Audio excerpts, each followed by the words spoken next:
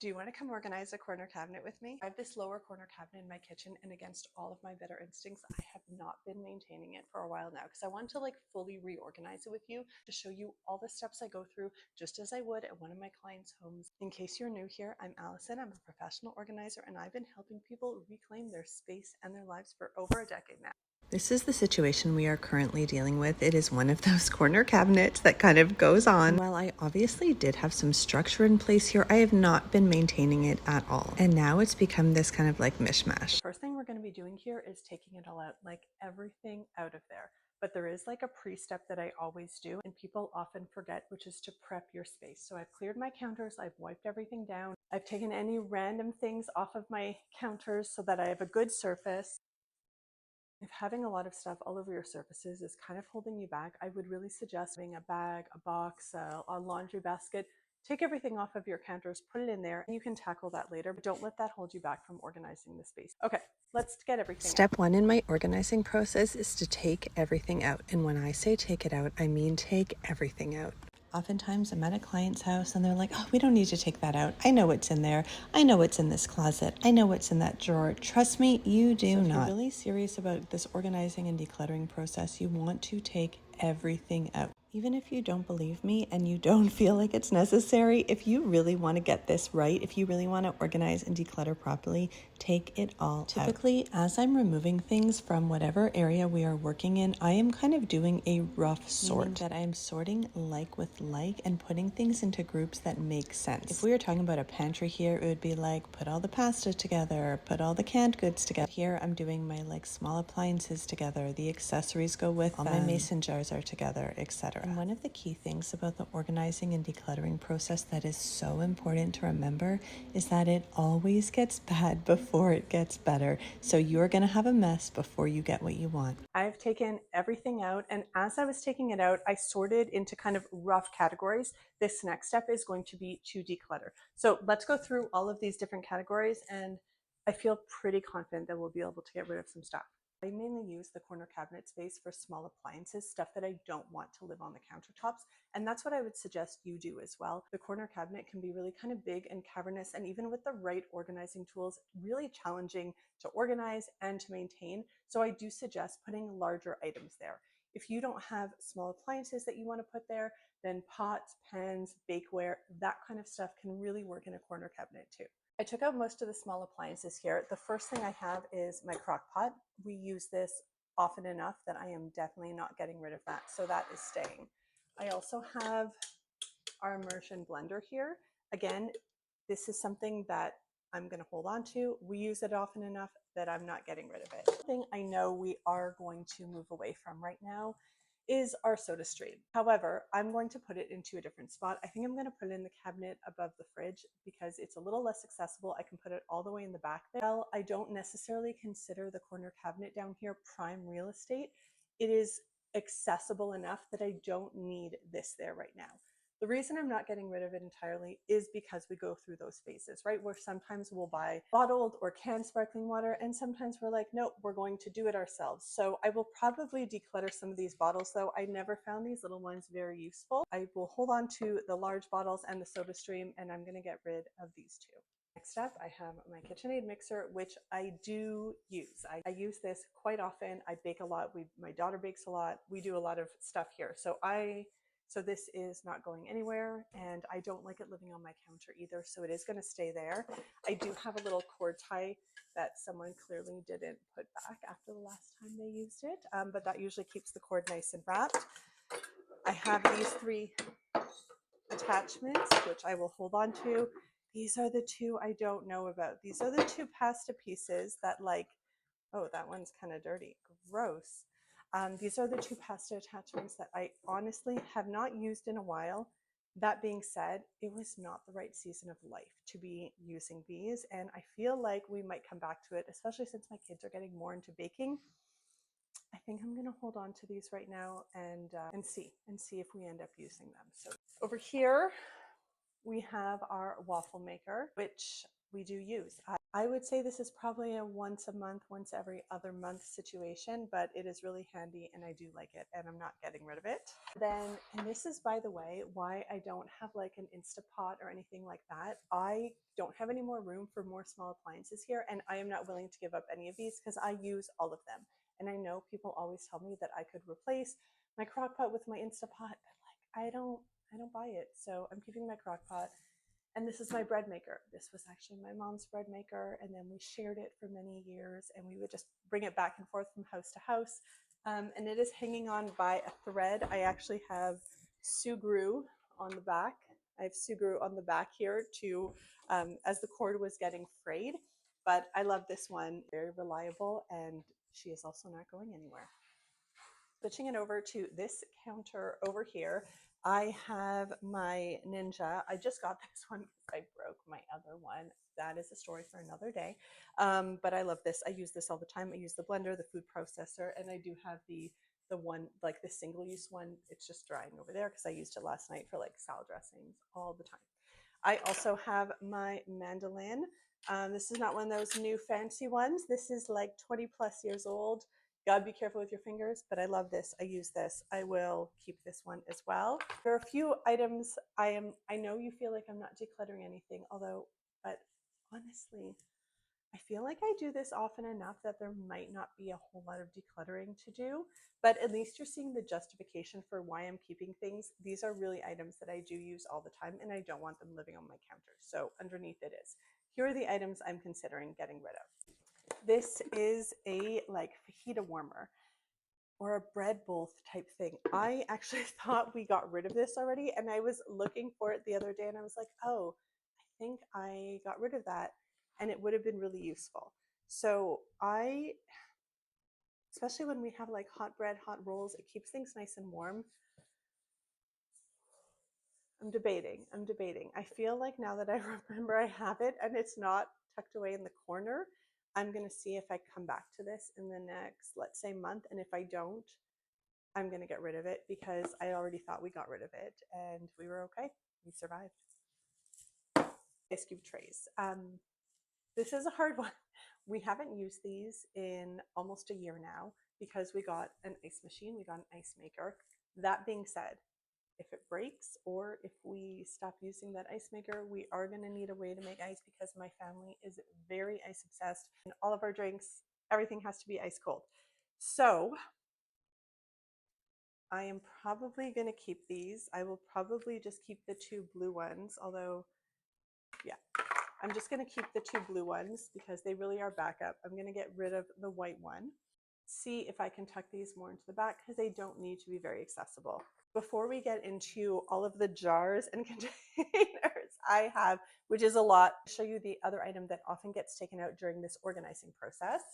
And that is organizing products. So these are the organizing products that I had in there. I had 2 shelf inserts and 2 bins. Well, 4 bins. There's 2 more down here. I don't know if these are the ones I'm going to put back. I really want to rethink how I'm using this whole space. So I'm going to see, but we're going to put these aside. I have a feeling I'll probably continue to use shelf inserts because I find that really helpful in a corner cabinet. But let's keep going and we're going to check it out. This is my big category here, my jars. So I'm going to actually take a minute to sort these out into the small ones, the tall ones, mason jar lids to really see what I have. While I did kind of sort like with like during that second step and during that kind of take it all out step, I didn't do, I guess, like a micro sort on this. So I just put all the jars together, but now is the time to divide it up even smaller. So I'm going to take a look at my small jars. I'm going to take a look at my big jars. I'm going to take a look at my lids, and then we're going to make some decisions. Doing a second level of sort like this really helps you to see what you have and make decisions about what you can actually let go of and what you really need to keep. Okay, I have 3, 6, 9, 10, 11 of these like cup-sized jars, and while I do use these all the time, I don't feel this is a reasonable amount, and I frankly think some of these are my dad's, and he gave me jam and stuff in them. So I'm going to get rid of some of them. For sure, or I could probably get rid of 5. I'm going to see if my dad wants these back, and if not, Then I am part of like a local, another person's treasures. Like basically you give things away for free so they don't go to waste. So I'm part of a group like that on Facebook. So I am going to do that. Okay, 6, and I still have like 2 in the fridge or something. So I feel like 6 of this size is probably reasonable for us. I also have 2 of these small ones. I do like these. Sometimes I don't. Oh, that one's dirty. I need to clean it. Gross. Sometimes I just have like a little bit of salad dressing or sauce or whatever, and I do like this size. I'm going to hold on to both of these. This one is going to go into the wash. Okay, this tall one I do use a lot too. I really like it. And these are all regular mouth jars, by the way. So I have all of my tops will fit on all of these, which I really, really love. This one too is a good size. I like it. I'm going to hold on to it. Let me see, does my jars fit? Yeah, I like this one too. And I like it because it's smooth, so I can label this really easily. The ones where I'm debating are these sizes. These are smaller than the regular mouth ones. So it's only the like lids that came with it, and they're kind of rusting. So I think my inclination is going to be to get rid of these 3. They're like the classical ones, but it's only the like Alfredo that comes in it. And it's a smaller lid. Yeah, and it's like, it's really deteriorating. Yeah, it's really deteriorating. So I'm going to get rid of this. And this is the same thing. I don't know where the lid for this is. So we're just going to get rid of these 3. We'll move on to lids in a second. I want to continue with the jars. These are also regular mouth. I have 2 of these only. I like these a little less because they're not straight, but they do hold more than this and less than that. And I do use them pretty often. And I only have 2, so I'm going to hold on to them. I have 1 wide mouth. If I have the lid, I will probably keep it because it's so cute and I really like it. Then these big ones, I have 2, 4, 6. These 2 are kind of different. I have 6. Honestly, I would probably keep these. When I freeze like soup and stuff or stock, I will use these, and then I use a lot of them. So I don't find this that unreasonable, and I will hold on to them. Also, we use these a lot. Like we buy tomato sauce in cans, and then if we don't finish it, we pour it into a jar, and there's usually way too much for these little jars. So I do use these big ones. Again, these are just the regular mouth. So I'm going to hold on to these. This one is slightly bigger, but still regular mouth. I like this one too. Again, soup, stock, that kind of thing. So I'm going to hold on to this. And this one, my sister-in-law gave me with a cookie recipe. So I'm going to hold on. And this is so cute. It has like the little glass top, and you put like a lid on top. It's very cute. So I will probably use this to like re-gift, if I can figure out how to put it back on, to regift at some point to someone else. Containers I have here, I don't know why this is here, but it is. It's going in the recycling. We have these old David's tea containers that we are going to use for something. I'm going to take a look at our tea underneath and see if we actually need them. We went through a big like loose leaf tea phase. We're not there anymore, and we can always get more of these if we need to. So I don't think I will be holding on to them, but I'm going to check our tea. Yeah, we already have 2, and then we use the bags. Maybe I would hold on to 1, and I'm going to get rid of the other 3. So yeah, I think I'm going to hold on to this. If we want to transfer tea into it, I'll deal with the tea later. And these 3 can go. Okay, these are my little containers. I use these all the time to like decant snacks for the kids. So like goldfish will go in here, crackers, cookies, that kind of thing. I have 3 of these. I think that's more than I normally have. Corner cabinet. Normally we have a few more going than this, but we use these all the time. They stack very nicely. I'm going to hold on to these. These I don't put in the same category as my Tupperware.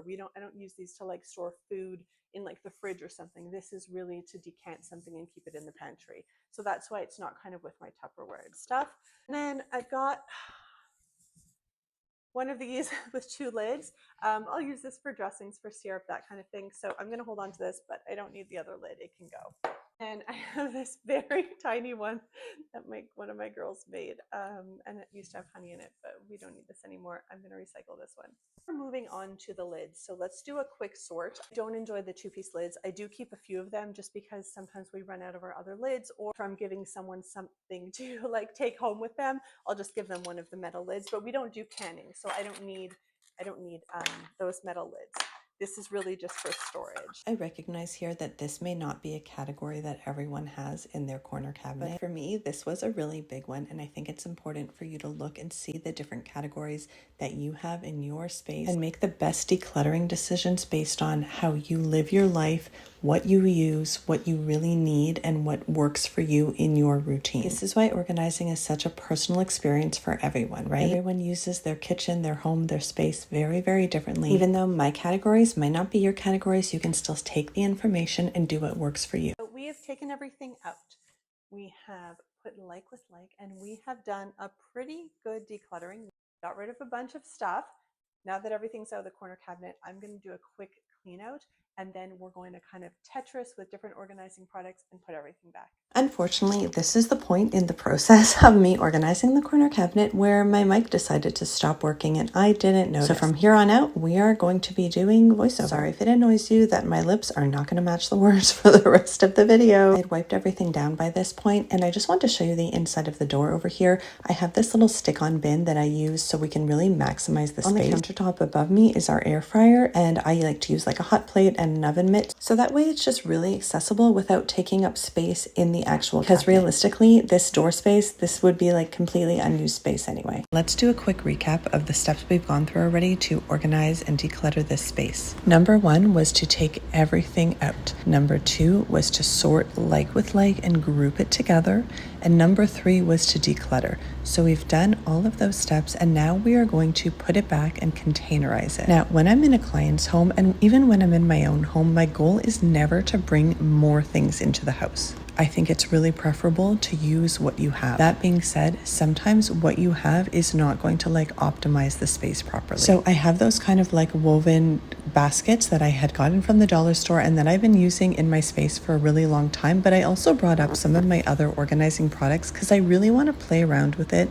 I want to see what's going to work better because I know this space hasn't been optimal. I also know that since I first organized this space a few years ago, we've changed the way we've been using it, the way the kids have been accessing it, the way I've been using it. We've changed what's in it. So I think it's time to kind of reassess and really think about it. I've brought up some different options here for bins, for baskets, for shelf inserts to just kind of group together and contain things, because these baskets, they're going to act like drawers on those shelves in the corner cabinet. If you want like a more in detail, in-depth kind of explanation of why some of these products are my favorite and why I use certain things and how to use them properly, I do have like a whole course on organizing tools that actually work, and you can check that out if you like. One of the biggest takeaways from that course is really just to be able to not commit too early to the organizing products you have. I'm bringing up a variety of different like shelf inserts, different bins, different baskets, and I'm going to play around with them and see what works best, and then I'm going to put back whatever I'm not using. Now, because I'm a professional organizer and I do this for a living, like I'm going to use these for clients or for other projects in my home. But if this was you in your home, you would really need to make sure you could return it, because you do not want to have stuff around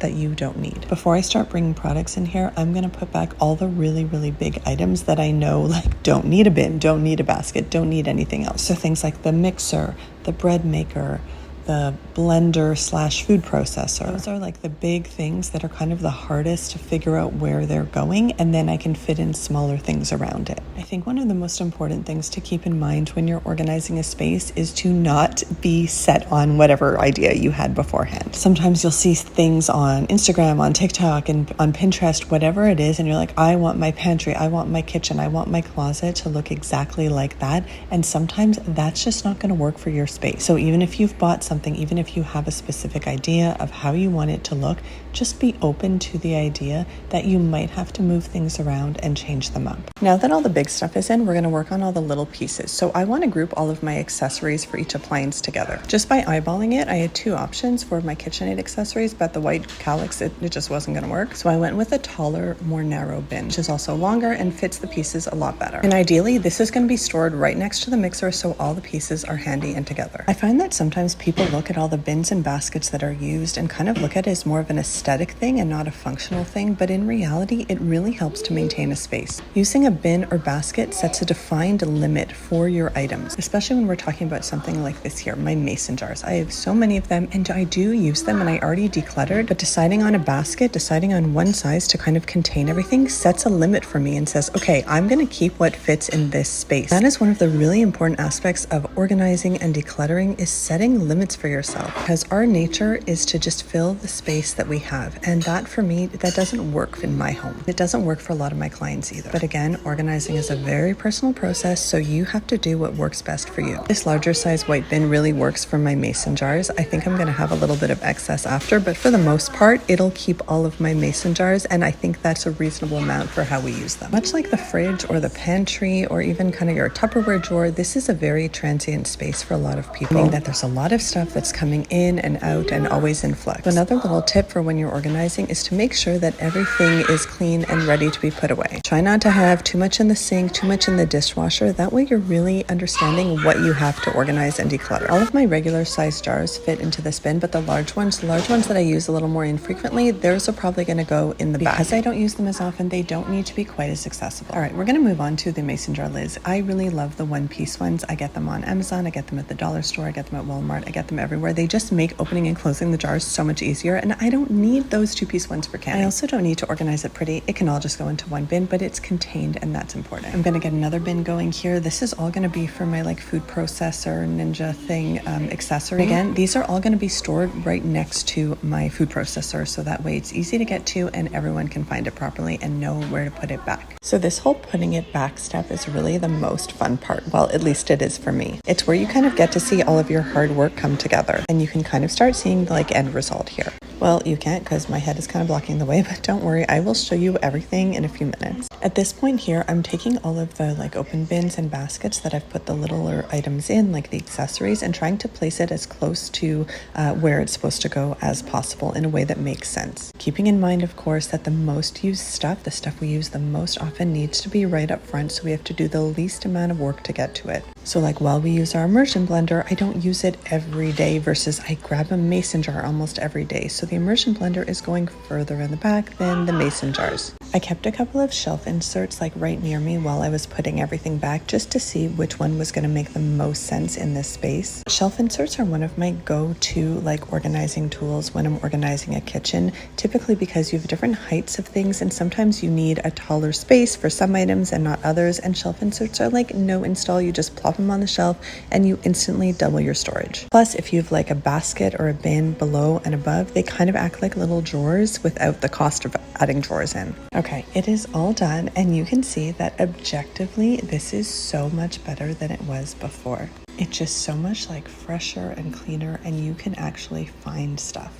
And one of the most fun parts about having things organized, especially when you're using bins or baskets, is that after you do that last step, they'll live with it. If something isn't working, you can really easily move it around instead of redoing the whole thing again. So let's do a little walkthrough here. You can see my bread maker is right here, and then I actually have the immersion blender in the back there, and I use this metal shelf insert because the like suction on the Ninja doesn't get stuck to the bottom of it, which I like, as opposed to like something flat. Under the shelf insert, I have two baskets. The one right underneath has all of the accessories for the food processor, and the basket right in front has the lids for all of my mason jars. To get to all of the accessories for the Ninja, all I have to do is pull that out, and then everything is just there and you don't have to dig through. You can see on the right there, the KitchenAid is just there, and all of the accessories for the KitchenAid is right next to it. All right, moving down to the bottom, I have my waffle maker in the back there, and to the left, I also have my crock pot. I do have a blank space on the left there, which I really want to put my kettle in because it's been living on the counter and driving me crazy. And I think I have been able to achieve enough space for it, so I'm really happy about that. The mason jars that I use the most are in that like open basket, and they're right up front. I have the larger sizes in the back there,